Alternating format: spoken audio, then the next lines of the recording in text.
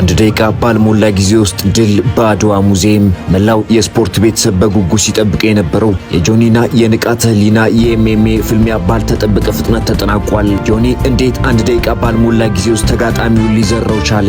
የዱላ ሳይንስ እውነታውን አሁን እንነግራችኋለን። በታሪካዊ የአድዋ ድል መታሰቢያ ሙዚየም የተካሄደው ይህ የመጀመሪያው የኤምኤምኤ መድረክ ፍልሚያ ጆኒን የ1 ሚሊዮን ብር ባለቤት አድርጎታል። ብዙዎች በጆኒ አቋም እንቁራሪት እያሉ ሲያሾፉ ቢቆይም እርሱ ግን ስፖርት ድፍረት ብቻ ሳይሆን ብቃት መሆኑን በተግባር አሳይቷል።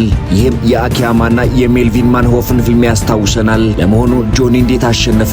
ነገሩ እንዲህ ነው። ዱላ ሳይንስ በሆነበት በዚህ ዘመን ጆኒ የሰውነት ውስጣዊ አወቃቀርን ወይም ደግሞ አናቶሚን ጠንቅቆ ያወቀ ይመስላል። ተጋጣሚው ንቃተ ህሊና ቀድሞም ጀምሮ ቢደነፋም ጆኒ ግን በሰከንዶች ውስጥ ጀርባው ላይ ሆኖ ሙሉ በሙሉ መቆጣጠር ቻለ። ፊቱን ላለመጉዳት ተቆጥቦ የታየው ጆኒ ድሉ ከተበሰረ በኋላ ማርሻል አርቲስት ነኝ የምትል ሁሉ ተፋለሙኝ ሲል በኩራት ተናግሯል። ንቃተ ህሊና በድጋሚ ለመጋጠም ቃል ቢገባም የዘንድሮ የኤምኤምኤ ፍልሚያ ግን በጆኒ የበላይነት ተጠናቋል። የአድዋ ሙዚየም ለእንደዚህ አይነት ውድድር አዲስ ምዕራፍ ከፍቷል። እናንተስ ፍልሚያው እንዴት አገኛችሁት? ሐሳባችሁን በኮሜንት ታጋሩን። በየቀኑ እንዲህ ያሉ ሰበርና ትኩስ መረጃዎች እንዲደርሷችሁ ቻናላችንን ፎሎ ማድረግ እንዳትረሱ።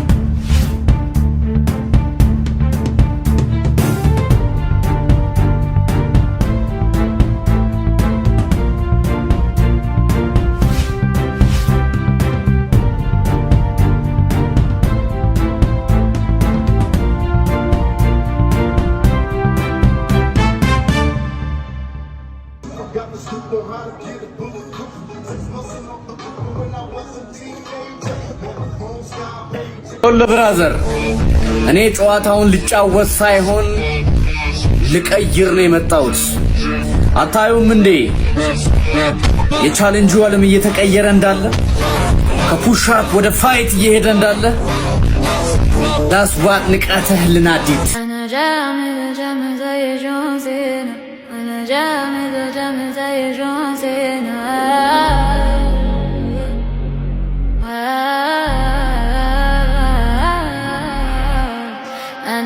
جامد زي جون سينا اللي يعديني ما يقدرش علينا علي صوتي والدنيا غنوة كلها كل ده البطل لنا بمشي ورا حلمي ما برجعش ورا قلبي حديد ما يعرفش الخسارة كل ما يقولوا صعب اقولها ده سهل وقتي انا والليالي شهوده